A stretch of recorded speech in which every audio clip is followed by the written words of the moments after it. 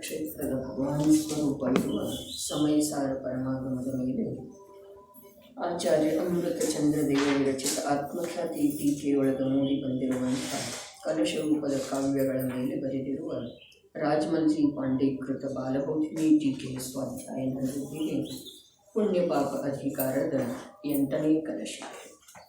ವೃತ್ತಂ ಕರ್ಮ ಸ್ವಭಾವೇನ ಜ್ಞಾನಸ್ಯ ಭವನಂ ನಹಿ ದ್ರವ್ಯಾಂತರ ಸ್ವಭಾವತ್ವಾನ್ ಮೋಕ್ಷ ಹೇತುರ್ನ ಕರ್ಮತತ್.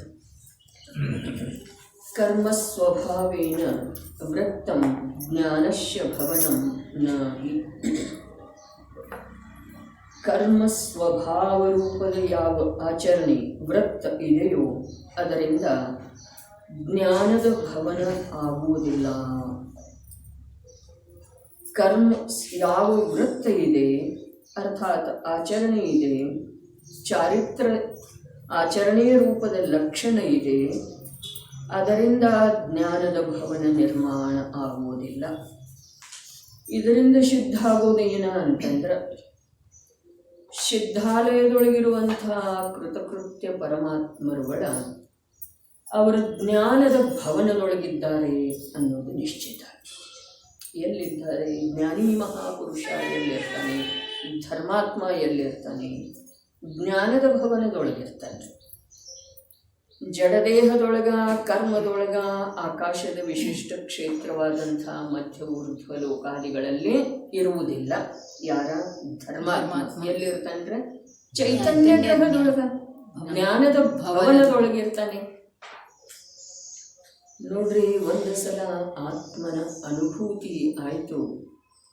ದೇಹ ಕರ್ಮ ಸಂಯೋಗಗಳಿಂದ ತ್ರಿಕಾಲದಲ್ಲೂ ಅಸ್ಪೃಷ್ಟವಿರುವಂಥ ಜ್ಞಾತ ಸ್ವಭಾವದ ಅನುಭವ ಪೂರ್ವಕ ಪರಿಚಯ ಆಯಿತು. ಜ್ಞಾನ, ಶುದ್ಧ ಜ್ಞಾನದ ಒಂದು ಕ್ರಿಯೆ ಆರಂಭ ಆಯಿತು, ಪರಿಣಮನ ಆರಂಭ ಆಯಿತು ಅಂತಂದ್ರೆ ಲೋಕದ ದೃಷ್ಟಿಯಿಂದ ಅಥವಾ ದ್ರವ್ಯ ಸಾಪೇಕ್ಷ ಎಲ್ಲೇ ಇದ್ರನು, ಯಾವುದರ ಮಧ್ಯದಲ್ಲೇ ಇದ್ರನು, ದ್ರವ್ಯ ಸಾಪೇಕ್ಷ ಯಾವುದೇ ಪ್ರಕಾರದ ಭಾವರೂಪವಾಗಿ ಪರಿಣಮಿಸ್ತಾ ಇದ್ರನು ಅವನು ವಾಸ್ತವದಲ್ಲಿ ಜ್ಞಾನಗ್ರಹದೊಳಗೆ ಇದ್ದಾನೆ. ಅವನು ಉತ್ತರೋತ್ತರವಂದ ತನ್ನ ಜ್ಞಾನದ ಭವನವನ್ನೇ ನಿರ್ಮಾಣ ಮಾಡ್ತಾ ಹೋಗ್ತಾನೆ. ಆ ಭವನ ಇಷ್ಟು ಸುಭದ್ರ ಇದೆ. ಆ ಭವನ ಇಷ್ಟ ನಿರ್ಭಯದಿಂದ ವಾಸ ಮಾಡುವಂಥದ್ದು ಇದೆ. ಅದರೊಳಗ ಅನಂತ ಅನಂತ ಅನಂತ ಕಾಲ ಕಳೆದರನು ವಿಶ್ವದೊಳಗೆ ಅನಂತ ಸಂಖ್ಯೆಯಲ್ಲಿ ದ್ರವ್ಯಗಳಿದ್ರನೂ ಕೂಡ ಯಾವೊಂದು ದ್ರವ್ಯ ಆ ಜ್ಞಾನದ ಭವನದ ಕಡೆಗೆ ಕಣ್ಣೆತ್ತಿ ನೋಡುವುದಿಲ್ಲ. ಯಾವೊಂದು ದ್ರವ್ಯದ ಪರಿಣಮನ ಆ ಜ್ಞಾನದ ಭವನಕ್ಕ ಎಂದೂ ಯಾವುದೇ ಪ್ರಕಾರದ ಬಾಧೆ ತಗಲಿಸುವುದಿಲ್ಲ. ಅಂಥದ್ದನ್ನು ಬಿಟ್ಟ ನಾವಿಲ್ಲಿ ಹೊರಗಡೆ ಏನೇನೋ ಮಾಡ್ತಾ ಇದ್ದೀವಿ. ದಶಲಕ್ಷಣದೊಳಗೆ ಬಂದದ್ದಿರ್ತಲ್ಲ ಕಥನ ಏನಿತ್ತು? ಬೇಕಾದಂಥ ಭದ್ರವಾದ ದ್ವಾರವನ್ನು ನಿರ್ಮಾಣ ಮಾಡಿರ್ತಾನೆ. 2 3 ಇರ್ತವೆ. ಬಾಗಿಲ ಹಾಕಿರ್ತಾನೆ, ಹೊರಗಡೆ ವಾಚ್ಮನ್ ಇರ್ತಾನೆ. ಆದ್ರೂ ಒಳಗಡೆ ಮಾಲೀಕರಿಗೆ ಸ್ವಲ್ಪ ಸದ್ದಾಯಿತು ಅಂತಂದರೆ CC ಕ್ಯಾಮ್ರಾ. ಎಷ್ಟು ಭಯ ಇದೆ ಜೀವನದಲ್ಲಿ. ಇಲ್ಲಿ ಜ್ಞಾನಿ ಪುರುಷನಿಗೆ ಏನಿದೆ? ಜ್ಞಾನದ ಭವನವನ್ನು ನಿರ್ಮಿಸ್ತಾ ಹೋಗ್ತಾನೆ. ಭದ್ರ ಸುಭದ್ರಗೊಳಿಸ್ತಾ ಹೋಗ್ತಾನೆ. ವಜ್ರದ ಆಯುಧದಿಂದ ಕೂಡ ಅದಕ್ಕೆ ಬಿರುಕು ಬೀಳಲು ಸಾಧ್ಯ ಇಲ್ಲ ಅಂತ ಭದ್ರವಾದಂಥ. ಇದು ಅಲಂಕಾರಿಕ ಕಥೆ ಅಲ್ಲ, ವಸ್ತು ಸ್ವರೂಪ. ಜೀವದ ಪರಿಣಾಮ ಕೆಡುವುದಕ್ಕೆ ಕಾರಣ ಏನ ಅಂತಂದ್ರೆ ಭವ್ಯಾಮೃತಕಾರ ಹೇಳಿದ್ರಲ್ಲ, ಶುದ್ಧ ಮನೆ ಬಿಟ್ಟು ಬಾಹ್ಯ ಕರ್ಮಗಳಿಂದ ಬಂಧನೆಯಕ್ಕೂ ಏನು ಮಾತಿದ್ರು, ಎಂಥ ಮಾತು. ಶುದ್ಧ ಮನೆ ಬಿಟ್ಟು ಬಾಹ್ಯದಿ ಬಿದ್ದೊಡೆ. ಬಾಹ್ಯದೊಳಗೆ ಬಂದ ಅಂತಂದ್ರೆ ಅನ್ಲಿಲ್ಲ, ಬಿದ್ದೊಡೆ. ಹೊರಗೆ ಬಂದ ಅಂತಂದ್ರೆ ಹೊರಗೆ ಬರೋದು ಅರ್ಥಾತ್ ಪತನ ಬಂದೋದು. ಎಲ್ಲಿಂದ ಹೊರಗೆ ಬರೋದ? ಚೈತನ್ಯ ಗ್ರಹದಿಂದ. ಶುದ್ಧ ಮನೆಯಿಂದ. ಮತ್ತು ಆ ಮನೆ ಇವನದೇ ಇದೆ, ಅದು ಯಾರ್ದೂ ಆಗುವುದಿಲ್ಲ ಎಂದು. ಆದರೆ ಇವನಿಗೆ ಇದು ನನ್ನ ಮನೆ ಇದೆ, ಇದರ ಸ್ವಗ್ರಹ ಇಂಥದ್ದಿದೆ, ನನ್ನ ನಿವಾಸ ಇಂಥದ್ದಿದೆ, ನಾನು ಇಂಥ ಸ್ವಭಾವದ ಇದ್ದೇನೆ ಅನ್ನೋದು ಅಂಶ ಮಾತ್ರ ಕೂಡ ಒಪ್ಪಿಗೆ ಆಗ್ತಾ ಇಲ್ಲ. ಸ್ವಯಂ ಹಾಗಿದ್ರೂ ಒಪ್ಪಿಗೆ ಆಗ್ತಾ ಇಲ್ಲ. ಜ್ಞಾನಿಗಳ ಕಾಲಕ್ಕೆ ತಿಳಿಸಿಕೊಟ್ರೂ ವಿಶ್ವಾಸ ಆಗ್ತಾ ಇಲ್ಲ. ಅಂದರೆ ಇದರ ಅರ್ಥ ಏನಿದೆ? ಇವನಿಗೆ ದುಃಖ ಭೋಗಿಸುವುದರೊಳಗನ ರುಚಿ ಇದೆ.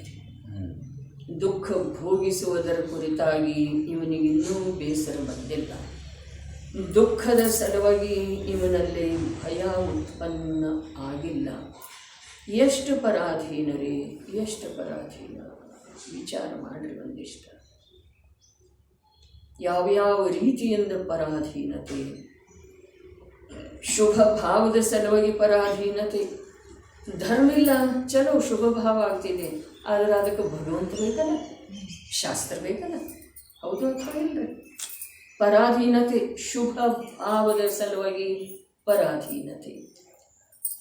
ಅಶುಭ ಭಾವ ಮೂಲ ಪರಾಧೀನ. ಏನಿದೆ ಹೇಳಿ? ನಿರಂತರ ಪರಾಧೀನತೆ. ಆ ಪರಾಧೀನತೆಯ ಚಕ್ರದೊಳಗ ಎಲ್ಲೆಲ್ಲಿ ಯಾವಾಗ ಎಷ್ಟು ಉತ್ತುಂಗತೆಯಿಂದ ಎಷ್ಟು ಅಧಃಪತನ ಆಗೋದಿದೆ ಅನ್ನೋದ್ರಿಂದ ಇವನಿಗೆ ಪ್ರಜ್ಞೆ ಇಲ್ಲ, ಪರಿವೇಗ ಇಲ್ಲ. ಜ್ಞಾನಿ ಏನು ಮಾಡ್ತಾನೆ? ಜ್ಞಾನದ ಭವನವನ್ನು ನಿರ್ಮಾಣ ಮಾಡ್ತಾ ಹೋಗ್ತಾನೆ, ಸುಭದ್ರಗೊಳಿಸ್ತಾ ಹೋಗ್ತಾನೆ. ಯಾವ ಪ್ರಕಾರ ಉಪ್ಪಾರ ಇಟ್ಟಿಗೆಯಿಂದ ಗೋಡೆ ಕಟ್ಟುತ್ತಾನೆ, ಆಮೇಲೆ ಸಾಮಾನ್ಯ ಅದರ ಮೇಲೆ ಪ್ಲಾಸ್ಟರ್ ಮಾಡ್ತಾನೆ, ಆಮೇಲೆ ಮತ್ತೆ ಪೇಂಟ್ ಮಾಡ್ತೀರಿ. ಹೌದೇನೆ? ಅದೇ ಪ್ರಕಾರ ಅಲ್ಲ ಸಮ್ಯಕ್ ದೃಷ್ಟಿ ಜೀವ ಏನು ಮಾಡ್ತಾನೆ? ಜ್ಞಾನದ ಭವನವನ್ನು ನಿರ್ಮಾಣ ಮಾಡ್ತಾ ಹೋಗ್ತಾನೆ, ಅದಕ್ಕೆ ಪ್ಲಾಸ್ಟರ್ ಹಚ್ತಾನೆ, ಅದಕ್ಕೆ ಪೇಂಟ್ ಮಾಡ್ತಾನೆ. ದೃಷ್ಟಾಂತದ ಸಲುವಾಗಿ ಹೇಳಿದ್ರೆ ಆ ಜ್ಞಾನದ ಈ ಭವನಗಳ ಲೋಕದೊಳಗಿನೂ ಒಂದಲ್ಲ ಒಂದು ಕಾರಣದಿಂದ ಒಂದಲ್ಲ ಒಂದು ಸಮಯದೊಳಗ ಉರುಳಿ ಹೋಗ್ತವೆ, ನಷ್ಟ ಆಗಿ ಹೋಗ್ತವೆ.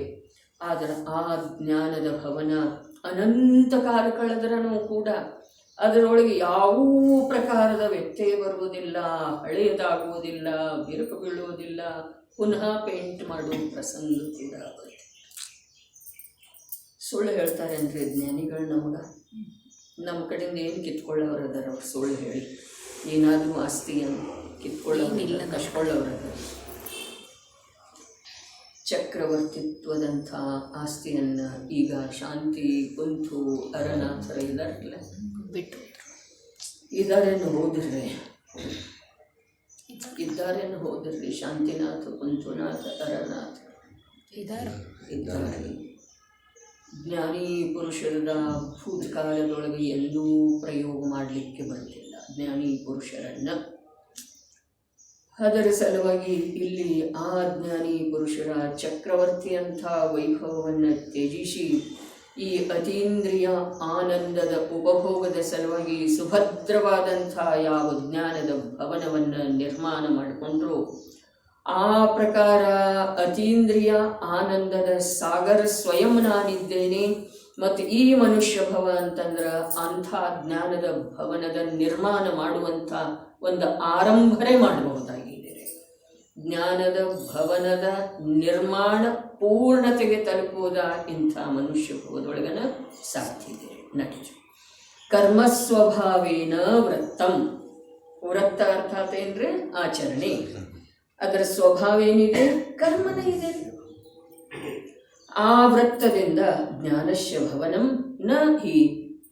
ಎಷ್ಟು ಶುಭಕ್ರಿಯೆ ರೂಪ ಮತ್ತು ಅಥವಾ ಅಶುಭಕ್ರಿಯೆ ರೂಪ ಆಚರಣೆಯ ಲಕ್ಷಣದ ಚಾರಿತ್ರವಿದೆ. ನೋಡ್ರಿ, ಇಲ್ಲಿ ಸಮ್ಯಕ್ ಚಾರಿತ್ರ, ಮಿಥ್ಯಾ ಚಾರಿತ್ರ ಅಂಥೇಳಿ ಮೊನ್ನೆ ವಿಭಾಗ ಮಾಡಿದ್ದಿತ್ತು. ಯಾವ ಶುಭಕ್ರಿಯೆ ರೂಪ ಅಶುಭಕ್ರಿಯೆ ರೂಪ ಇದೆ, ಅದು ಮಿಥ್ಯಾ ಚಾರಿತ್ರ ಇದೆ ಅಂಥೇಳಿ ಸಿದ್ಧ ಮಾಡಿತ್ತು. ಆದರೆ ನಿಜವಾಗಿ ಚಾರಿತ್ರ ಅನ್ನುವಂಥದ್ದೇನಿದೆ ಯಾವುದರಿಂದ ನಿರಾಕುಲ ಆನಂದದ ಅನುಭೂತಿ ನಿರಂತರ ಆಗ್ತಿದೆಯೋ ಅದರ ಹೆಸರನ್ನ ಚಾರಿತ್ರ್ಯ ಇದೆ. ಅದು ನಿಜವಾಗಿ ಜ್ಞಾನದ ಪರಿಣಮನ ಇದೆ. ಭವನ ಅರ್ಥಾತ್ ಜ್ಞಾನದ್ದೇ ಪರಿಣಮನ ಇದೆ. ಶುಭಾಶುಭ ಭಾವದ ಚಾರಿತ್ರದೊಳಗ ಜ್ಞಾನ ಇದೆ ಅಂದರೆ ಶುಭ ಅಶುಭ ಕ್ರಿಯೆ ರೂಪದ ಯಾವ ಚಾರಿತ್ರ್ಯ ಇದೆ, ಆಚರಣೆ ಇದೆ, ಅದರೊಳಗೆ ಜ್ಞಾನ ಇದೆ ಅಂದರೆ ಜ್ಞಾನ ಇದೆ. ಎಂಥ ಜ್ಞಾನ ಇದೆ ರೀ? ಎಂಥ ಜ್ಞಾನ ಇದೆ? ಅಜ್ಞಾನ ಇದೆ. ಅಜ್ಞಾನ ಇದೆ. ಮಿಥ್ಯಾಜ್ಞಾನ ಅರ್ಥಾತ್ ಆ ಮಿಥ್ಯಾ ಚಾರಿತ್ರಕ ಅದ ಕಾರಣ ಇರುವುದರಿಂದ ಅಥವಾ ಮಿಥ್ಯಾ ಚಾರಿತ್ರ ಆಗಲಿಕ್ಕೆ ಬಿಟ್ಟಿದೆಯಲ್ಲ, ಅದಕ್ಕೆ ಮಿಥ್ಯಾಜ್ಞಾನ ಅನ್ಬೋದ್ರಿ. ಆದರೆ ಅಜ್ಞಾನ, ಅಲ್ಲಿ ಜ್ಞಾನ ಅಂತ ನಿಜವಾಗಿ ಜೀವಂತಿಕೆ ಇಲ್ಲ. ಎಷ್ಟು ಶುಭ ಕ್ರಿಯೆ ರೂಪ ಅಥವಾ ಅಶುಭ ಕ್ರಿಯೆ ರೂಪ ಆಚರಣೆಯ ಲಕ್ಷಣದ ಚಾರಿತ್ರವಿದೆ ಅದರ ಸ್ವಭಾವದಿಂದ ಎಂದರೆ ಆ ರೂಪದ ಯಾವ ಚಾರಿತ್ರವಿದೆ ಅದು ಶುದ್ಧ ಚೈತನ್ಯ ವಸ್ತುವಿನ ಶುದ್ಧ ಸ್ವರೂಪ ಪರಿಣಮನವಾಗುವುದಿಲ್ಲವೆಂಬುದು ನಿಶ್ಚಿತವಿದೆ. ಆ ಚಾರಿತ್ರ್ಯ ಏನಿದೆ ಅಲ್ಲ, ಅದು ಶುದ್ಧ ಸ್ವರೂಪದ ಅನುರೂಪ, ಶುದ್ಧ ಸ್ವರೂಪದ ಪರಿಣಮನ ಆ ಚಾರಿತ್ರದೊಳಗ ಇರುವುದಿಲ್ಲ. ಎಂಥ ಅದ್ಭುತ ಮಾತಿದೆ. ಏನು ತಿಳಿತಾ ಇದೆ ಅಂದರೆ ಆ ಚಾರಿತ್ರ್ಯ ಏನಿದೆಯಲ್ಲ, ಶುಭ ಕ್ರಿಯೆ ರೂಪದ ಅಥವಾ ಅಶುಭ ಕ್ರಿಯೆ ರೂಪದ ಆ ಚಾರಿತ್ರ್ಯ ಏನಿದೆ ಅದರ ಸ್ವಭಾವದಿಂದ ಅರ್ಥಾತ್ ಆ ರೂಪದ ಯಾವ ಚಾರಿತ್ರವಿದೆ ಅದು ಎಷ್ಟು ಕಾಲ ಕಳೆದ ನಂತರ ಕೂಡ ಈ ಶುದ್ಧ ಚೈತನ್ಯ ರೂಪದ ಪರಿಣಮನ ಆಗುವುದಿಲ್ಲ. ಆ ಪರಿಣಮನದಿಂದ ಅದು ಬದಲಾಗಿ ಹೀಗೆ ಆಗುವುದಿಲ್ಲ. ಹೇಗಾಗುವುದಿಲ್ಲ? ಶುದ್ಧ ಸ್ವರೂಪ ರೂಪದ ಚಾರಿತ್ರ ಅದು ಆಗುವುದಿಲ್ಲ. ಅರ್ಥಾತ್ ಆ ರೂಪವಾಗಿ ಪರಿಣಮನ ಅದು ಆಗುವುದಿಲ್ಲ. ಇಲ್ಲಿ ವಸ್ತುವಿನ ಯಾವ ಪರಮ ಸ್ವತಂತ್ರತೆ ಇದೆ, ವಸ್ತುವಿನ ಅರ್ಥಾತ್ ವಸ್ತುವಿನ ಒಂದೊಂದು ಸಮಯದ ಯಾವ ಭಾವ ಅಥವಾ ಪರಿಣಾಮ ಅಥವಾ ಪರ್ಯಾಯ ಇದೆ, ಆ ಪರ್ಯಾಯದ ಪರಮ ಸ್ವತಂತ್ರತೆಯನ್ನು, ಪರಮ ನಿರಪೇಕ್ಷತೆಯನ್ನು, ಪರಮ ಸಾರ್ವಭೌಮತೆಯನ್ನು ಹೇಳಿದ್ದಾರೆ. ಶುಭ ಇದ್ದದ್ದ ಅಶುಭ ಯಾವಾಗೂ ಆಗುವುದಿಲ್ಲ. ಶುಭ ಇದ್ದದ್ದ ಪರಿಣಮನ ಮಾಡ್ತಾ ಮಾಡ್ತಾ ಮಾಡ್ತಾ ಅಶುಭ ಆಗ್ತಿದೆ ಅಂದರೆ ಶುದ್ಧದ ಜಾತಿ ಅಂತೂ ಬೇರೆ ಇದೆ ಬಿಡೋನು. ಶುಭ ಇದ್ದದ್ದು ಶುಭ ರೂಪ ಪರಿಣಮನ ಆಗ್ತಾ ಆಗ್ತಾ ಆಗ್ತಾ ಶುಭ ಇದ್ದದ್ದು ಅಶುಭ ಆಗ್ತಿದೆ ಅಂದರೆ ಇಲ್ಲ. ಯಾವುದು ಶುಭ ಇದೆಯೋ ಅದರೊಳಗೆ ಇನ್ನೊಂದು ಯಾವುದೂ ಇಲ್ರಿ. ಒಂದು ಸಮಯದ ಯಾವ ಶುಭ ಭಾವ ಇದೆಯೋ ಅದು ಅಶುಭ ಆಗಲಿಕ್ಕೆ ಸಾಧ್ಯ ಇಲ್ಲ. ಅನೇಕ ಕಾಲದವರೆಗೆ ಶುಭ ರೂಪದ ಪರಿಣಮನ ಯಾವ ಜೀವದಲ್ಲಿ ನಡೆದಿದೆಯೋ ಆ ಶುಭ ರೂಪದ ಪರಿಣಮನ ಶುದ್ಧ ಆಗಲಿಕ್ಕೆ ಸಾಧ್ಯ ಇಲ್ಲ, ಅಶುಭ ಆಗಲಿಕ್ಕೇನೂ ಸಾಧ್ಯ ಇಲ್ಲ. ಯಾವ ಸಮಯದೊಳಗೆ ಶುಭ ಇದೆ ಆ ಸಮಯದೊಳಗೆ ಅಲ್ಲಿ ಅಶುಭನೂ ಇಲ್ಲ, ಶುದ್ಧನೂ ಇಲ್ಲ. ಯಾವ ಸಮಯದೊಳಗೆ ಅಶುಭ ಇದೆಯೋ ಅಲ್ಲಿ ಶುಭನೂ ಇಲ್ಲ, ಶುದ್ಧನೂ ಇಲ್ಲ. ಯಾವ ಸಮಯದೊಳಗೆ ಶುದ್ಧ ಇದೆಯೋ ಅಲ್ಲಿ ಶುಭನೂ ಇಲ್ಲ, ಅಶುಭನೂ ಇಲ್ಲ. ಅರ್ಥಾತ್ ಒಂದು ಸಮಯದ ಪರಿಣಾಮದೊಳಗ ಪರ್ಯಾಯದೊಳಗ ಇನ್ನೊಂದು ಪೂರ್ವದ ಅಥವಾ ಉತ್ತರದ ಪರ್ಯಾಯ ಇಲ್ಲ. ಅದನ್ನೇ ಏನು ಹೇಳ್ತಾರೆ? ಪ್ರಾಗ್ಭಾವ ಪ್ರತ್ಯಂಭಾವ. ಒಂದು ವರ್ತಮಾನ ಸಮಯ ಶುಭ ಇತ್ತು ಅಂತಂದ್ರೆ ಅದು ಮುಂದಿನ ಸಮಯದೊಳಗ ಶುದ್ಧ ಆಗ್ತಿದೆ ಅನ್ನುವ ವ್ಯವಹಾರವನ್ನ ಚರಣಾನುಯೋಗ ಹೇಳ್ತಿದೆ. ಈ ವರ್ತಮಾನ ಸಮಯದಲ್ಲಿ ಶುಭ ಇತ್ತು ಅಂತಂದ್ರೆ ಮುಂದಿನ ಸಮಯದೊಳಗ ಶುದ್ಧ ಆಗುವ ಸಾಧ್ಯತೆ ಇದೆ. ಯಾವುದೋ ಜೀವದ ಆಯಿತು ಅಂತಂದ್ರೆ ಆ ಶುದ್ಧದ ಮೇಲೆ ಈ ಶುಭದ ಆರೋಪ ಮಾಡ್ತಾರೆ. ಶುಭ ಮಾಡ್ತಾ ಮಾಡ್ತಾ ವ್ಯವಹಾರ ಮಾಡ್ತಾ ಮಾಡ್ತಾ ಧರ್ಮ ಅರ್ಥಾತ್ ನಿಶ್ಚಯ ಅಥವಾ ಶುದ್ಧಿ ಆಗ್ತಿದೆ ಅನ್ನುವ ಕಥನ ಅಲ್ಲಿ ವ್ಯವಹಾರದ ಮುಖ್ಯತೆಯಿಂದ ಇದೆ ಚರಣಾನುಯೋಗದೊಳಗ. ಅದರ ವಸ್ತು ವ್ಯವಸ್ಥೆ ಏನಿದೆ ಯಾವ ಪರಿಣಾಮ ಶುಭ ರೂಪ ಇದೆಯೋ ಆ ಪರಿಣಾಮ ಶುದ್ಧ ಆಗಲಿಕ್ಕೆ ಸಾಧ್ಯ ಇಲ್ಲ. ಯಾವ ಸಮಯದೊಳಗೆ ಶುಭ ರೂಪದ ಭಾವ ಇದೆಯೋ ಅದೇ ಸಮಯದೊಳಗ ಶುದ್ಧ ಅದು ಆಗಲಿಕ್ಕೆ ಸಾಧ್ಯ ಇಲ್ಲ. ಮತ್ತು ಅದರ ಅಧಿಕಾರ ಒಂದೇ ಸಮಯ ಇದೆ ಅಲ್ಲ, ಯೋಚನೆ ಮಾಡೋದು. ಯಾವ ಸಮಯದೊಳಗ ಶುಭ ಪರಿಣಾಮ ಇದೆಯೋ ಆ ಸಮಯದೊಳಗ ಅದು ಶುದ್ಧ ಆಗಲಿಕ್ಕೆ ಸಾಧ್ಯ ಇಲ್ಲ.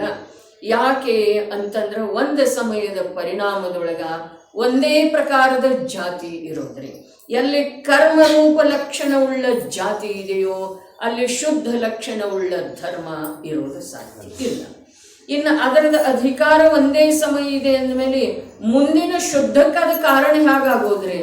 ಅದ ಅಭಾವಾಗಿ ಇನ್ನೊಂದರ ಉತ್ಪತ್ತಿಗೆ ಕಾರಣ ಆಗೋದು ಸಾಧ್ಯ ಇದೆನಾ? ಅದರ ವ್ಯವಹಾರದಿಂದ ಕಥನ ಹಾಗೆ ಆಗತಿದ್ದೀರಿ. ವ್ಯವಹಾರದಿಂದ ಕಥನ ಹಾಗೆ ಆಗತಿದೆ, ಆದ್ರೆ ಆ ಕಥನದ ಅನುಸಾರ ವಸ್ತು ಸ್ವರೂಪ ಇರುವುದಿಲ್ಲ. ಇಲ್ಲನರೇ मुनिराज अज्ञानी को समझाने के लिए असत्यार्थ जो व्यवहार नए उसका उपदेश देते. ಅಜ್ಞಾನಿಗೆ ತಿಳಿಸಿ ಹೇಳುವ ಸಲುವಾಗಿ. ಅಜ್ಞಾನಿ ಯಾವ ಭಾಷೆಯನ್ನು ತಿಳಿತಾನೆ? ಒಂದರಿಂದ ಒಂದಾಗ್ತಿದೆ, ಒಂದರಿಂದ ಒಂದರೊಳಗೆ ಕಾರ್ಯ ಆಗ್ತಿದೆ, ಒಂದರಿಂದ ಒಂದಕ್ಕೆ ಅನುಕೂಲ ಆಗ್ತಿದೆ, ಒಂದರಿಂದ ಒಂದು ಉಪಕಾರ ಅಪಕಾರ ಆಗ್ತಿದೆ. ಆಯುದಿಂದ ಜೀವ ಬದುಕ್ತಾನೆ, ಶುಭ ಕರ್ಮದಿಂದ ಸುಖಿ ಆಗ್ತಾನೆ, ಅಶುಭ ಕರ್ಮದಿಂದ ದುಃಖಿ ಆಗ್ತಾನೆ. ಹೀಗೆ ಅಜ್ಞಾನಿಯ ಭಾಷೆಯೊಳಗೆ ಏನು ಹೇಳಿದ್ರಲ್ಲಿ ಈ ಯಾವುದು ಶುಭ ಇದೆಯೋ ಅದ ಶುದ್ಧದ ಉತ್ಪತ್ತಿಗೆ ಕಾರಣ ಆಗ್ತಿದೆ. ವ್ಯವಹಾರದ ಭಾಷೆ ಇದೆ, ಅಜ್ಞಾನಿಯ ಭಾಷೆ ಇದೆ, ಆದರೆ ವಸ್ತು ಸ್ವರೂಪ ಹಾಗಿಲ್ಲ. ನಾವು ವಸ್ತು ಸ್ವರೂಪ ಹೇಗಿದೆಯೋ ಹಾಗೆ ತಿಳಿದ ನಂತರ ಒಂದರಿಂದ ಒಂದು ಆಗುತ್ತಿದೆ ಅನ್ನುವ ಆಗ್ರಹವನ್ನು ಬಿಟ್ಟುಕೊಟ್ಟ ನಂತರ ಸಹಜ ಸ್ವರೂಪಕ್ಕೆ ಮರಳಿದ ನಂತರ ನಮ್ಮಲ್ಲಿ ಧರ್ಮದ ಉತ್ಪತ್ತಿ ಆಗುತ್ತಿದೆ.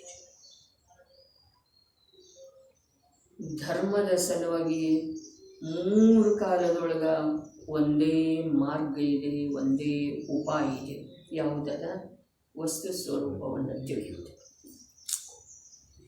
ವಸ್ತು ಸ್ವರೂಪವನ್ನು ತಿಳಿಯುವುದು. ಏನು ವಸ್ತುವಿನ ಸ್ವರೂಪ ಇದೆ? ಜಡವೆಂದು ಚೇತನ ಆಗಲಿಕ್ಕೆ ಸಾಧ್ಯ ಇಲ್ಲ, ಚೇತನವೆಂದು ಜಡ ಆಗಲಿಕ್ಕೆ ಸಾಧ್ಯ ಇಲ್ಲ. ಸಂಯೋಗಿ ಎಂದು ಸ್ವಭಾವಕ ಬಾಧೆ ಅಥವಾ ಅನುಕೂಲವಾಗಲಿಕ್ಕೆ ಸಾಧ್ಯ ಇಲ್ಲ. ಸ್ವಭಾವದ ಕಾರಣದಿಂದ ಸಂಯೋಗದೊಳಗೆ ಯಾವ ಬದಲಾವಣೆ ಆಗಲಿಕ್ಕೆ ಸಾಧ್ಯ ಇಲ್ಲ. ರಾಗ ಇದೆ, ರಾಗದೊಳಗೂ ಕೂಡ ಪ್ರಶಸ್ತ ಯಾವುದಿದೆಯೋ ಅದು ಪ್ರಶಸ್ತ ಇದೆ, ಯಾವುದು ಅಪ್ರಶಸ್ತ ಇದೆಯೋ ಅದು ಅಪ್ರಶಸ್ತ ಇದೆ. ಈ ಅಪ್ರಶಸ್ತ ಮತ್ತು ಪ್ರಶಸ್ತ ರಾಗದಿಂದ ಭಿನ್ನವಾದಂಥದ್ದ ವೀತರಾಗ ಭಾವ ಬೇರೆ ಇದೆ. ಆ ವೀತರಾಗ ಭಾವ ಸಹಜ ಜ್ಞಾತಾ ಸ್ವಭಾವದ ಸ್ವೀಕಾರ ಮಾಡದ ವಿನಃ ಪ್ರಕಟ ಆಗೋ ಸಾಧ್ಯ ಇಲ್ಲ. ನಾವು ಏನು ಬೇಕಾದ ಮಾಡಲಿರಿ, ಜಗತ್ತನ್ನು ಮೋಸ ಮಾಡುವ ಪ್ರಯತ್ನ ಮಾಡಲಿ, ತನ್ನನ್ನೇ ತಾನು ವಂಚಿಸಿಕೊಳ್ಳುವ ಪ್ರಯತ್ನ ಮಾಡಲಿ, ಧರ್ಮಾತ್ಮ ಅಂಥೇಳಿ ಮೆರೆಯುವ ಪ್ರಯತ್ನ ಮಾಡಲಿ, ಜ್ಞಾನಿ ಅಂಥೇಳಿ ತೋರಿಸಿಕೊಳ್ಳುವ ಪ್ರಯತ್ನ ಮಾಡಲಿ, ಸಂಯಮಶೀಲ ಇದ್ದೇನೆ ಅಂಥೇಳಿ ತೋರಿಸಿಕೊಳ್ಳುವ ಪ್ರಯತ್ನ ಮಾಡಲಿ, ಆದರೆ ವಸ್ತು ಸ್ವರೂಪ ಶುದ್ಧ ಚೈತನ್ಯ ಸ್ವಭಾವದ ಅನುರೂಪ ಎಲ್ಲಿಯವರೆಗೆ ನಮಗ ಶ್ರದ್ಧೆ ಜ್ಞಾನ ಮೊದಲಾದವುಗಳ ವರ್ತಿಸುವುದಿಲ್ಲವೋ ಅಲ್ಲಿಯವರೆಗೆ ಧರ್ಮ ನಮ್ಮಲ್ಲಿ ಆಗೋದು ಸಾಧ್ಯ ಇಲ್ಲ. ಸುಖ ಶಾಂತಿ ಅನುಭವದೊಳಗ ಬರೋದು ಸಾಧ್ಯ ಇಲ್ಲ. ನಡೀರಿ, ಏನು ಹೇಳಿದ್ರು? ಎಷ್ಟು ಶುಭ ಕ್ರಿಯೆ ರೂಪ ಅಥವಾ ಅಶುಭ ಕ್ರಿಯೆ ರೂಪ ಆಚರಣೆಯ ಲಕ್ಷಣದ ಚಾರಿತ್ರವಿದೆ. ಅದರ ಸ್ವಭಾವದಿಂದ ಎಂದರೆ ಆ ರೂಪದ ಯಾವ ಚಾರಿತ್ರವಿದೆ ಅದು ಶುದ್ಧ ಚೈತನ್ಯ ವಸ್ತುವಿನ ಶುದ್ಧ ಸ್ವರೂಪ ಪರಿಣಾಮವಾಗುವುದಿಲ್ಲವೆಂಬುದು. ಅದುವೇ ಇದಾಗೋದು ಸಾಧ್ಯ ಇಲ್ರಿ. ಒಂದು ಇನ್ನೊಂದು ಹೇಗಾಗೋದು ಹೇಳ್ರಿ? ಅದು ಬೇರೆ ಇದೆ, ಇದು ಬೇರೆ ಇದೆ, ತಿಳಿತಾ ಇದೆ ಏನ್ರಿ? ಅದು ಇದಾಗೋದು ಸಾಧ್ಯ ಇಲ್ಲ. ಯಾವುದಾಗೋದು ಸಾಧ್ಯ ಇಲ್ಲ? ಶುದ್ಧ ಚೈತನ್ಯ ವಸ್ತುವಿನ ಶುದ್ಧ ಸ್ವರೂಪ ಪರಿಣಮನ ಆ ಶುಭ ಕ್ರಿಯೆ ರೂಪ ಅಥವಾ ಅಶುಭ ಕ್ರಿಯೆ ರೂಪ ಲಕ್ಷಣದ ಆಚರಣೆಯ ಲಕ್ಷಣದ ಯಾವ ಚಾರಿತ್ರ್ಯ ಇದೆಯೋ ಅದು ಇದಾಗೋ ಸಾಧ್ಯ. ಏನು ಹೇಳ್ತಾ ಇದ್ದಾರೆ ಇಲ್ಲಿ? ಅದು ಇದಾಗೋ ಸಾಧ್ಯ ಇಲ್ಲ. ಅದು ಬೇರೆ ಇದೆ, ಅದರ ಮುಖ ಬೇರೆ ಕಡೆ ಇದೆ, ಅದರದ ಆಶ್ರಯ ಅವಲಂಬನೆ ಬೇರೆ ಇದೆ. ಇದು ಬೇರೆ ಇದೆ, ಇದರ ಮುಖ ಬೇರೆ ಇದೆ, ಇದರ ಆಶ್ರಯ ಅವಲಂಬನೆ ಬೇರೆ ಇದೆ, ದಿಕ್ಕು ಬೇರೆ ಇದೆ. ಅದರದ್ದ ಎಷ್ಟೋ ಬಾರಿ ಹೇಳಿದ್ದಾಯಿತು, ಕೇಳಿದ್ದಾಯಿತು, ಅದರ ಒಳಗಡೆ ಅದರದ ಪ್ರಯೋಗ ಯಾವ ರೀತಿ ಮನುಷ್ಯ ಪಶ್ಚಿಮ ದಿಕ್ಕಿನಿಂದ ವೇಗವಾಗಿ ಸಾಗಲಿ ಅಥವಾ ಮಂದಗತಿಯಿಂದ ಸಾಗಲಿ ಪೂರ್ವ ದಿಕ್ಕಿನಲ್ಲಿರುವಂಥ ಒಂದು ಭವ್ಯ ಮಂದಿರಕ್ಕೆ ಅವನು ತಲುಪುವ ಸಾಧ್ಯತೆ ಇಲ್ಲ. ಇದೆ ಎಂದು ದೃಷ್ಟಾಂತ ತಿಳಿಸಿದೆ. ಶೀಘ್ರಗತಿಯಿಂದ ಸಾಗಲಿ, ಉತ್ಸಾಹದಿಂದ ಸಾಗಲಿ, ನಿರುತ್ಸಾಹದಿಂದ ಸಾಗಲಿ, ಭಾರರೂಪ ಅನ್ವೇಷಿ ಸಾಗಲಿ, ಮಂದಗತಿಯಿಂದ ಸಾಗಲಿ, ಆದರೆ ಪಶ್ಚಿಮ ದಿಕ್ಕಿನ ಕಡೆಗೆ ಮುಖ ಮಾಡಿ ಹಾಗೇ ಅವಗಮನ ಮಾಡಿದ್ರೂ ಕೂಡ ಪೂರ್ವ ದಿಕ್ಕಿನಲ್ಲಿ ಇರುವಂತಹ ದಿವ್ಯ ಭವ್ಯವಾದಂಥ ಮಂದಿರದಿಂದ ಅವನು ದೂರ ಹೋಗ್ತಾನೆ ವಿನಃ ಅದನ್ನು ತಲುಪೋದು ಎಂದೂ ಸಾಧ್ಯ. ಅದೇ ಪ್ರಕಾರ ಶುಭ ಕ್ರಿಯೆ ರೂಪದ ಆಚರಣೆಯ ಲಕ್ಷಣ ಯಾವ ಚಾರಿತ್ರ್ಯ ಇದೆಯೋ ಅದು ಶುದ್ಧ ಚೈತನ್ಯದ ಶುದ್ಧ ಸ್ವರೂಪ ಪರಿಣಮನ ಆಗೋದ ಸಾಧ್ಯ ಇಲ್ಲ. ಅದನ್ನು ಬಿಟ್ಟು ಕೊಟ್ಟಾಗ ಆಗೋದಿದೆ ರೀ. ಅದರ ಸಲುವಾಗಿನ ಧೈರ್ಯ ಬೇಕು. ಯಹ ಧರ್ಮ ಹೈ ಆತ ಶೂರ ವೀರರ ಮಾತಿದೆ.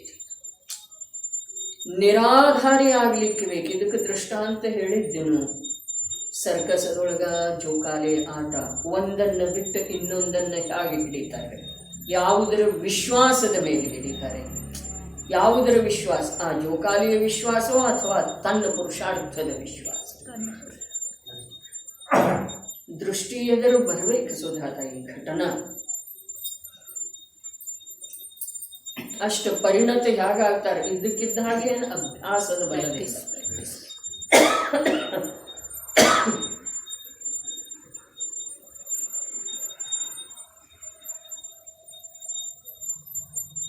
ಈ ಕಡೆ ಮುಖ ಇದ್ದದ್ದು ಈ ಕಡೆನೂ ಮಾಡ್ತಾರೆ, ಈ ಕಡೆ ಕೈ ಇದ್ದದ್ದು ಈ ಕಡೆ ಹೋಗಿ ಅದನ್ನು ಕರೆಕ್ಟ್ ಹಿಡ್ಕೊಳ್ತಾರೆ. ಅವೆಲ್ಲ ಯಾವುದರ ಸೂಚಕದವ್ರೆ? ಬಿಡು ಇಲ್ಲ.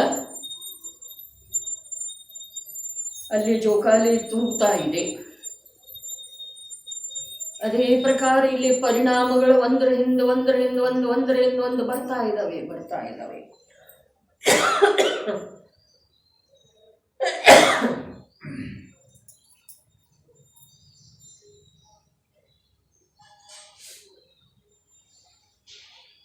ಆ ಪರಿಣಾಮಗಳಿಗೆ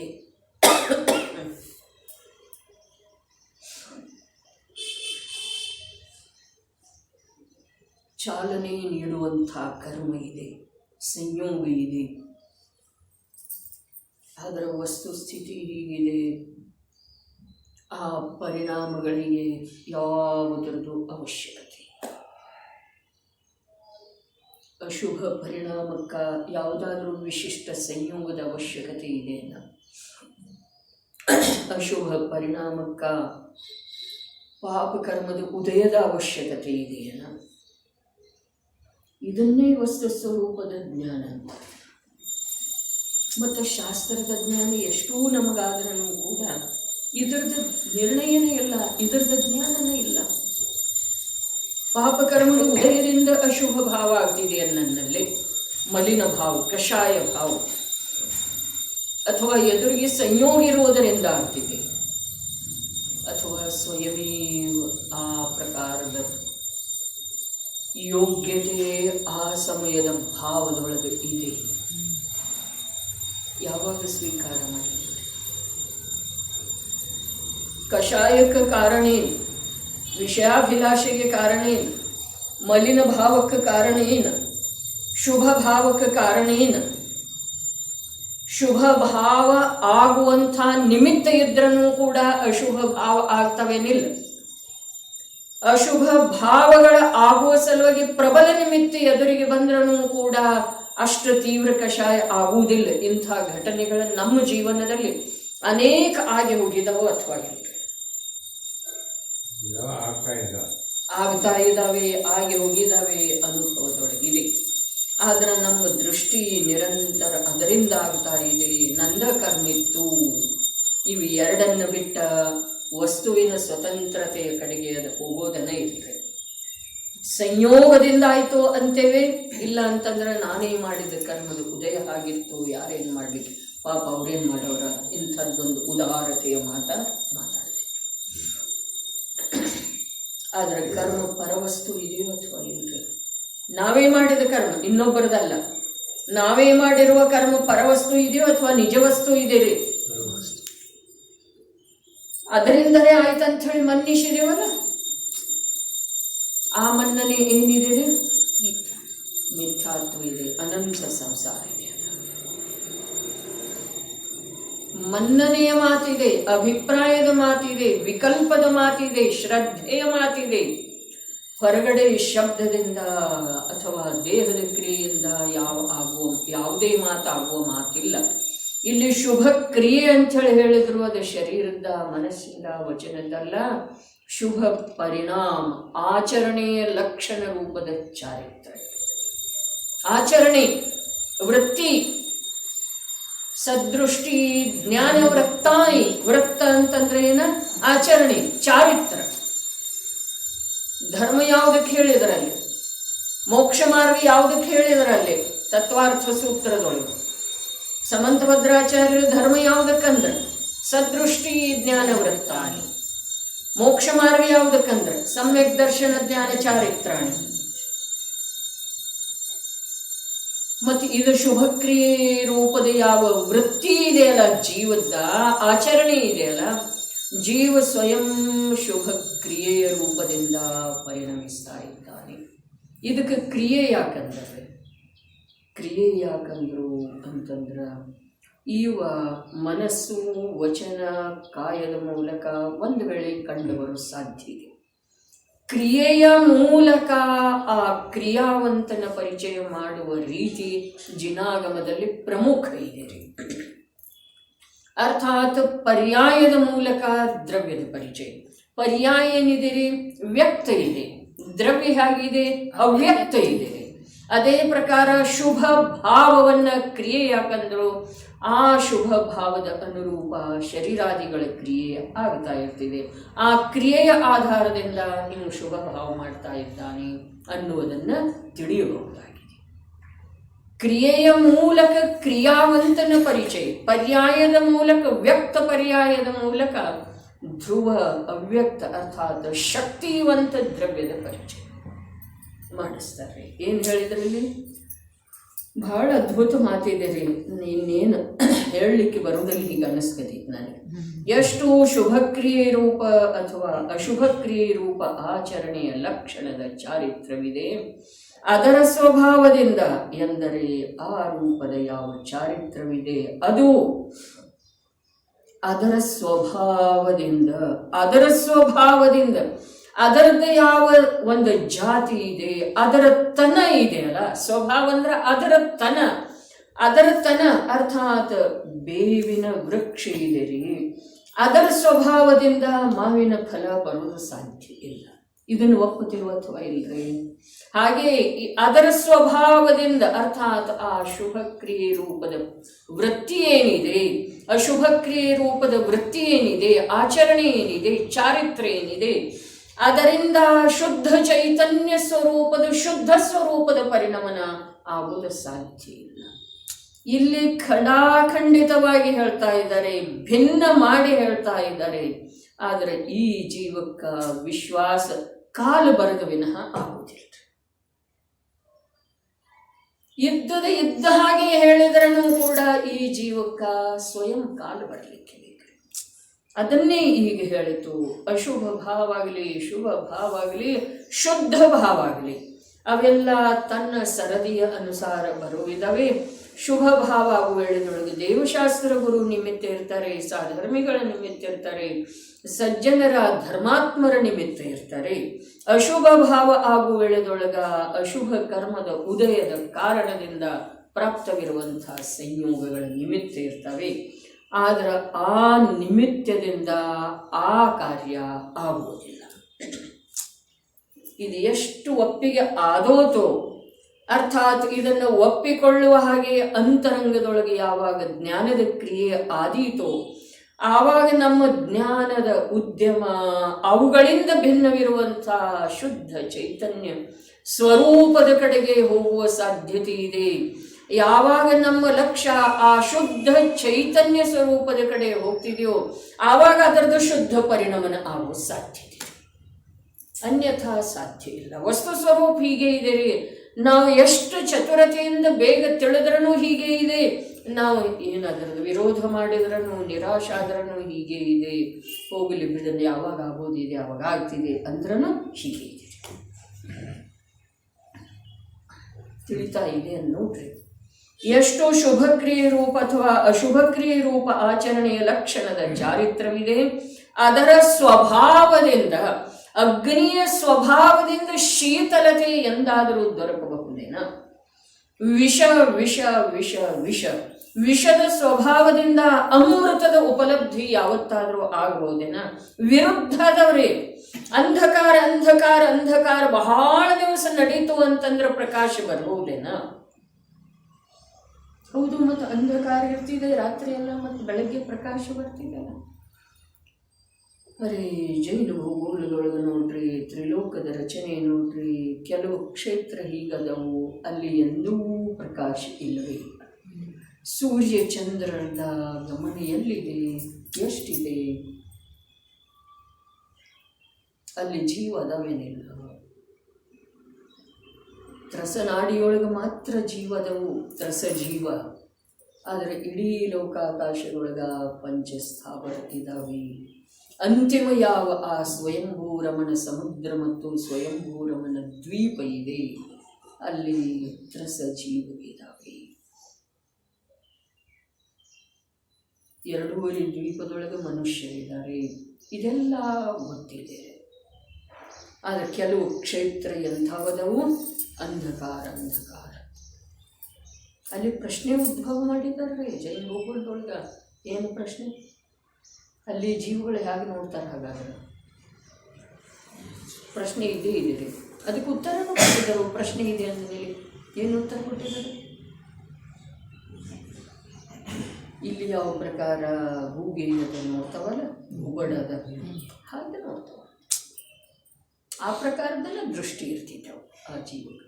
ಹೊರಗಿಂದ ಏನೂ ಆ ಜೀವ ನೋಡುವುದಿಲ್ಲ, ಹೀಗೆ ಮಾತಿಲ್ಲ. ಇಲ್ಲಿ ನಮ್ಮದು ಮಾತೇನು ನಡೆದಿದೆ? ವಿಷ ವಿಷ ವಿಷ ವಿಷ. ಎಂದೂ ವಿಷ ವಿಷ ವಿಷದ ಪರಿಣಮನ ಅಮೃತ ರೂಪ ಆಗುವುದಿಲ್ಲ. ಅಗ್ನಿಯ ಪರಿಣಮನ ಶೀತಲ ರೂಪ ಆಗುವುದಿಲ್ಲ. ಅಂಧಕಾರದ ಪರಿಣಮನ ಪ್ರಕಾಶ ರೂಪ ಆಗುವುದಿಲ್ಲ. ಶುಭಾಶುಭ ಭಾವದ ಪರಿಣಮನ ಶುದ್ಧ ಚೈತನ್ಯ ರೂಪ ಆಗುವುದಿಲ್ಲ. ಅವೆಲ್ಲ ದೃಷ್ಟಾಂತಗಳ ಒಪ್ಪಿಗಾದು ಏನ್ರಿ? ಅರೆ ಒಂದು ಬೆಳಕಾಗ್ತಿದೆಯಲ್ಲ, ಕತ್ತಲಿದ್ದದ್ದ ಕತ್ತಲಿದ್ದದ್ದು ಕತ್ತಲೆ ಕತ್ತಲೆ ಕತ್ತಲೆ ಕತ್ತಲೆ ರೂಪದ ಪರಿಣಮನ ಆಗ್ತಾ ಆಗ್ತಾ ಪ್ರಕಾಶ ರೂಪದ ಪರಿಣಮನ ಆಗ್ತಿದೆ ಅಂದ್ರೆ ಅದು ಬಿಟ್ಟು ಹೋಗಿ ಆಗ್ತಿದೆ ರೀ. ವಿಷ ವಿಷ ವಿಷ ವಿಷ, ಜನ್ಮ ಮರಣ ಜನ್ಮ ಮರಣ ಜನ್ಮ ಮರಣ ಜನ್ಮ ಮರಣ. ಅದರಿಂದ ಅಜರಾಮರ ಪದದ ಪ್ರಾಪ್ತಿಯಾಗ್ತಿದೆ. ಅಜರ ಅಮರ ಪದದ ಪ್ರಾಪ್ತಿಯಾಗ್ತಿದೆ. ಹಾಗಾದ್ರೆ ಈ ಪ್ರಕಾರ ಈ ವಸ್ತು ಸ್ವರೂಪ ಇರುವ ವೇಳೆದೊಳಗ ನಮ್ಮಲ್ಲಿ ಅದರ ಸ್ವೀಕಾರ ಮಾಡುವಂತಹ ಸಾಮರ್ಥ್ಯ ಇರುವಾಗ ಆ ಸಾಮರ್ಥ್ಯವನ್ನು ನಾವು ಅನ್ಯ ಕ್ಷೇತ್ರದೊಳಗೆ ಯಾಕೆ ತೊಡಗಿಸ್ತಾ ಇದ್ದೇವೆ, ವಿನಿಯೋಗ ಮಾಡ್ತಾ ಇದ್ದೇವೆ. ಒಂದಿಷ್ಟು ದುಡ್ಡು ಇದೆ, ಅವಶ್ಯಕ ಸಾಮಗ್ರಿಯನ್ನು ತೆಗೆದುಕೊಂಡು ಬರುವ ಸಲುವಾಗಿ ಪೇಟೆಗೆ ಹೋಗಿದ್ದೇವೆ. ಅನಾವಶ್ಯಕ ಸಾಮಗ್ರಿಗಳಿಂದ ಆಕರ್ಷಿತಾಗಿ ನಾವು ದುಡ್ಡು ಖರ್ಚು ಮಾಡಿ ಅದನ್ನು ತಗೊಂಡು ಬರ್ತೀವಿ. ಅದರದ್ದು ಉಪಯೋಗಂತೂ ಏನೂ ಇಲ್ಲ, ಮತ್ತು ಯಾವುದು ಬೇಕಿತ್ತೋ ಅದಂತೂ ತರಲಿಲ್ಲ. ಹಾಗೆಯೇ ನಾವು ಈ ಮನುಷ್ಯ ಭವರೂಪದ ಪೇಟೆಯೊಳಗ ಮೋಕ್ಷ ಮಾರ್ಗ ರೂಪದ ವಸ್ತುವನ್ನು ಕೊಂಡುಕೊಳ್ಳುವ ಸಲುವಾಗಿ ಸಂಜ್ಞಿ ಪಂಚೇಂದ್ರಿಯ ಅನ್ನುವಂಥ ಒಂದು ದುಡ್ಡನ್ನು ಏನಲ್ಲ ಧನವನ್ನು ತಗೊಂಡು ಬಂದಿದ್ದೇವ್ರಿ. ಮತ್ತು ಅದನ್ನು ಬಿಟ್ಟು ಇಲ್ಲಿ ಏನು ಮಾಡ್ತಾ ಇದ್ದೇವ್ರಿ? ಮೋಕ್ಷ ಮಾರ್ಗವನ್ನು ಕೊಂಡುಕೊಳ್ಳುವ ಸಲುವಾಗಿ ಬಂದಿದ್ದೇವೆ ಈ ಮನುಷ್ಯ ಭವವೆಂಬ ಪೇಟೆಯೊಳಗ್ರಿ. ಗೌರಣ್ಣವರು ಏನು ದುಡ್ಡು ಕೊಟ್ಟು ತಗೊಳ್ಳೋದಾದ ಮೋಕ್ಷ ಮಾರ್ಗ? ಸಂಜ್ಞಿ ಪಂಚೇಂದ್ರಿಯ ರೂಪದ ಕ್ಷಯೋಕ್ಷಮ ತಂದಿದ್ದೇವಲ್ಲ, ಆ ಧನ ತಂದಿದ್ದೇವ್ರಿ. ಮನುಷ್ಯ ಭವ ಅಂತೇಳಿ ಮಾರ್ಕೆಟ್ ಇದೆ, ಅಲ್ಲಿ ಬಂದಿದ್ದೇವ್ರಿ. ವಸ್ತು ಏನು ಕೊಳ್ಳೋದಿದೆ? ರತ್ನತ್ರಯ ರೂಪದ ಮೋಕ್ಷ ಮಾರ್ಗ ರೀ. ಅದನ್ನು ಬಿಟ್ಟು ಏನು ಮಾಡ್ತಾ ಇದ್ದೀವಿ? ಏನು ಮಾಡ್ತಾ ಇದ್ದೀವಿ? ಪ್ರತಿಯೊಬ್ಬರು ನಮ್ಮಲ್ಲೇ ನಾವು ನೋಡ್ಕೊಳ್ಳೋದು. ನಾನು ತಮ್ಮನ್ನು ಪ್ರಶ್ನಿಸುವಷ್ಟ ಯೋಗ್ಯತೆ ನನ್ನಲ್ಲಿ ಇಲ್ಲ. ಮತ್ತು ಆ ಪ್ರಶ್ನೆಗೆ ತಾವು ಉತ್ತರ ಕೊಟ್ಟ ನಂತರ ನಂದೇನಾದರೂ ಕಾರ್ಯ ಸಾಧಿಸ್ತಿದೆ ಹೀಗೆ ಮಾತಾಡ್ತೀನಿ. ಅದರ ಸ್ವಭಾವದಿಂದ, ಯಾವುದರ ಸ್ವಭಾವದಿಂದ? ಆ ಶುಭ ಅಶುಭ ಕ್ರಿಯೆ ರೂಪದ ಲಕ್ಷಣವುಳ್ಳ ಯಾವ ಚಾರಿತ್ರ್ಯ ಇದೆನಾ ಅದರ ಸ್ವಭಾವದಿಂದ. ಎಂದರೆ ಆ ರೂಪದ ಯಾವ ಚಾರಿತ್ರವಿದೆ ಅದು ಶುದ್ಧ ಚೈತನ್ಯ ವಸ್ತುವಿನ ಶುದ್ಧ ಸ್ವರೂಪ ಪರಿಣಮನವಾಗುವುದಿಲ್ಲವೆಂಬುದು ನಿಶ್ಚಿತವಿದೆ. ಅದು ಈ ರೂಪ ಆಗುವುದಿಲ್ಲ ನೋಡ್ರಿ. ವಿಷ ಯಾವಾಗ ಅಮೃತ ಆಗ್ತಿದೆಯೋ, ಪ್ರಕಾಶ ಯಾವಾಗ, ಅಂಧಕಾರ ಯಾವಾಗ ಪ್ರಕಾಶ ಆಗ್ತಿದೆ, ಅಗ್ನಿ ಯಾವಾಗ ಶೀತಲ ಆಗ್ತಿದೆ, ಆವಾಗ ಇದು ಕೂಡ ಆಗೋ ಸಾಧ್ಯ ಇದೆ. ಹಾಗಾದ್ರೆ ಅದನ್ನ ಮೊದಲು ಮಾಡಲಿಕ್ಕೆ ಪ್ರಯತ್ನ ಮಾಡೋನು ಇಲ್ಲ ಗೌರಣ್ಣವರು. ವಿಷ ಯಾವಾಗ ಅಮೃತ ಆಗ್ತಿದೆ ಅವಾಗ ಇದು ಆಗಲಿಕ್ಕೆ ಸಾಧ್ಯ ಇದೆ. ಅಗ್ನಿ ಯಾವಾಗ ಶೀತಲ ಆಗ್ತಿದೆ ಅವಾಗ ಇದು ಆಗಲಿಕ್ಕೆ ಸಾಧ್ಯ ಇದೆ. ಹಾಗಾದ್ರೆ ಅದನ್ನ ಮಾಡಲಿಕ್ಕೆ ಮೊದಲು ಪ್ರಯತ್ನ ಮಾಡೋನು ಇಲ್ಲ. ಅದು ಆಗುವುದೇ ಇಲ್ಲ. ಅನಂತ ಕಾಲ ಕಳೆದ್ರೂ ಆಗುವುದಿಲ್ಲ. ಅಗ್ನಿಯೊಳಗೆ ಶೀತಲತೆ ಯಾವಾಗ ಬರೋದು? ವಿಷದೊಳಗೆ ಅಮರತ್ವವನ್ನು ಪ್ರದಾನ ಮಾಡುವ ಶಕ್ತಿ ಯಾವಾಗ ಬರುವುದ್ರಿ?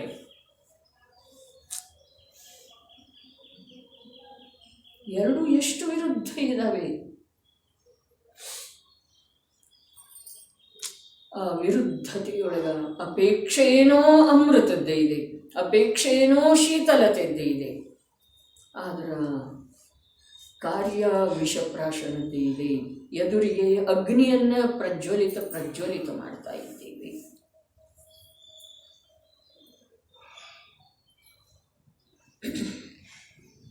ಅದರ ಸ್ವಭಾವದಿಂದ ಎಂದರೆ ಆ ರೂಪದ ಯಾವ ಚಾರಿತ್ರವಿದೆ ಅದು ಶುದ್ಧ ಚೈತನ್ಯ ವಸ್ತುವಿನ ಶುದ್ಧ ಸ್ವರೂಪ ಪರಿಣಾಮವಾಗುವುದಿಲ್ಲವೆಂಬುದು ನಿಶ್ಚಿತವಿದೆ. ಭಾವಾರ್ಥವೂ ಹೀಗಿದೆ. ಎಷ್ಟು ಶುಭ ಅಶುಭ ಕ್ರಿಯಾರೂಪದ ಆಚರಣೆ ಇದೆ ಅಥವಾ ಬಾಹ್ಯ ರೂಪ ಎಂದು ವಕ್ತವ್ಯವಿದೆ. ಹೇಳೋದ ಕೇಳೋದ ವಕ್ತವ್ಯ, ಬಾಹ್ಯ ರೂಪ ವಕ್ತವ್ಯ ಚರ್ಚೆ ಮಾಡೋದು ಭಾಳ ಸುಂದರ ಆಯಿತು. ಪ್ರವಚನ ಹೇಳೋದು, ಪ್ರವಚನ ಕೇಳೋದು, ವಕ್ತವ್ಯ ಇನ್ನು ಮುಂದೆ ಹೇಳ್ತಾರೆ. ಅಥವಾ ಬಾಹ್ಯ ರೂಪ ವಕ್ತವ್ಯವಿದೆ ಅಥವಾ ಸೂಕ್ಷ್ಮ ಅಂತರಂಗ ರೂಪ ಚಿಂತನೆ, ಅಭಿಲಾಷೆ, ಸ್ಮರಣೆ ಇತ್ಯಾದಿ ಸಮಸ್ತ ಅಶುದ್ಧತ್ವ ರೂಪ ಪರಿಣಮನವಿದೆ. ಇವೆಲ್ಲ ಅಶುದ್ಧ. ಇವೆಲ್ಲ ಅಶುದ್ಧ ಅಂದ ಮೇಲೆ ಇದರೊಳಗನೂ ನಾವು ಇನ್ನೂ ರುಚಿ ತೋರಿಸ್ತಾ ಇಲ್ಲ ಅಂದ್ರೆ ನಮ್ದೇನಿದೆ ರೀ? ಭಾಳ ದೂರ ಐತೆ. ನಮ್ದೇನಿರಿ ಇದೆ ರುಚಿ ತೋರಿಸ್ತಾ ಇಲ್ಲ. 30 ವರ್ಷದಿಂದ 40 ವರ್ಷದಿಂದ ನಾವು ಮಾಡ್ತಾ ಇದ್ದೀವಿ. ಒಂದೂ ಸಮಯ ಸಾರದ ಒಬ್ಬೂ ವಕ್ತಾರನ ಪ್ರವಚನವನ್ನು ಕೇಳದೆ ಉಳಿಲಿಲ್ಲ. ನಾವು ಎಲ್ಲ ಕೆಲಸ ಮೇಲೋಗರಾಗಿದೆ.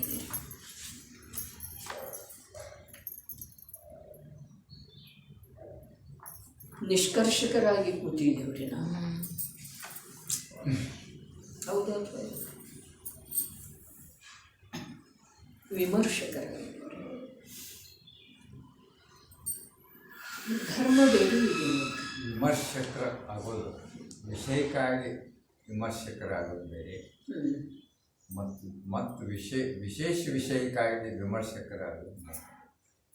ವಿಷಯದ ವಿಮರ್ಶೆನೇ ಎಷ್ಟೋ ತನಕ ಮಾಡ್ತಾ ಕೂಡಿದ್ರೆ ಅದನ್ನ ಅಲ್ಲ ವಿಮರ್ಶೆ ವಿಷಯಕ್ಕಾಗಿನ ಹೌದು, ನಾನೇನು ತಪ್ಪು ಹೇಳೋದಿಲ್ಲ, ಯಾರು ದೋಷ ತೆಗೆಯುವ ಸಲುವಾಗಿ ಅದ ಇಲ್ಲ, ಪರೀಕ್ಷೆ ಮಾಡುವ ಸಲುವಾಗಿ ಅದ ಇಲ್ಲ, ವಿಷಯದ ಸಲುವಾಗಿ ನಾವು ವಿಮರ್ಶಕ ಆಗಿದ್ದೇವೆ. ಆದ್ರೆ ಆ ವಿಮರ್ಶಕತೆಯೊಳಗ ವಿಕಲ್ಪ ಇದೆಯೋ ಅಥವಾ ನಿರ್ವಿಕಲ್ಪ ಶಾಂತಿಯ ಮಾರ್ಗದ ಕಡೆಗೆ ಪ್ರಯಾಣ ಇದೆಯೇ? ಇಲ್ರಿ, ಅಲ್ಲಿ ಇಲ್ಲ. ಒಪ್ಪಿಕೊಳ್ಳಿಕ್ಕೆ ಬೇಕ್ರಿ. ನಾವು ಚಿಂತನೆ ಮಾಡಿ ದೀರ್ಘ ವಿಚಾರ ಮಾಡಿ ನಿದ್ರೆ ಕೆಟ್ಟು ವಿಚಾರ ಮಾಡ್ಕೋಬೇಕ್ರಿ.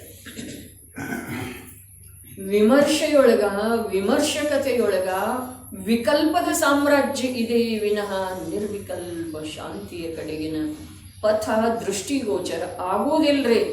ಯಾವ ಪ್ರಕಾರದ ವಾದಿಲ್ಲ. ಚರ್ಚೆಗೆ ಮಾತು ವಿಕಲ್ಪದಲ್ಲೇ ವಿಮರ್ಶೆ ಆಗೋದು, ನಿರ್ವಿಕಲ್ಪದಲ್ಲಿ ವಿಮರ್ಶೆ ಆಗೋದನೇ ಇಲ್ಲ. ವಿಕಲ್ಪದಲ್ಲೆಲ್ಲ ವಿಮರ್ಶೆ ಆಗುವುದ ಅರ್ಥಾತ್ ವಿಮರ್ಶೆಯೊಳಗೆ ವಿಕಲ್ಪದ ಜಾಲನ ವಿಸ್ತರಿಸ್ತಾ ಹೋಗೋದು ಇದೆ.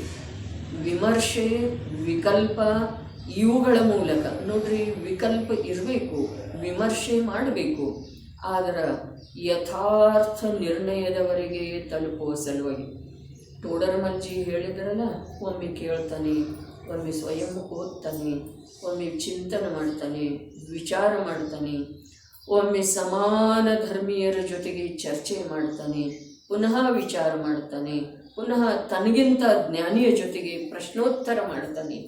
ನಿರಂತರ ಓದಿ ನೋಡ್ರಿ, ಸ್ವಲ್ಪ ನಿಶ್ಚಯಾಭಾಸಿ ಸಮ್ಯಕ್ತ್ವ ಸನ್ಮುಖ ಮಿಥ್ಯಾ ದೃಷ್ಟಿ ಅದನ್ನಲ್ಲ ಏನು ಮಾಡ್ತಾನೆ.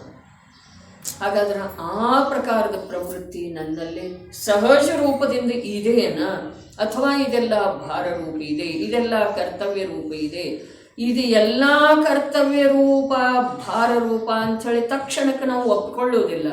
ಆದರೆ ಇದು 1 ಗಂಟೆಗೆ ಬದಲಾಗಿ 1.5 ಗಂಟೆ ವೃದ್ಧಿಸ್ತು ಅಂತಂದ್ರೆ ಭಾರ ರೂಪ ಇದೇನಿಲ್ರಿ.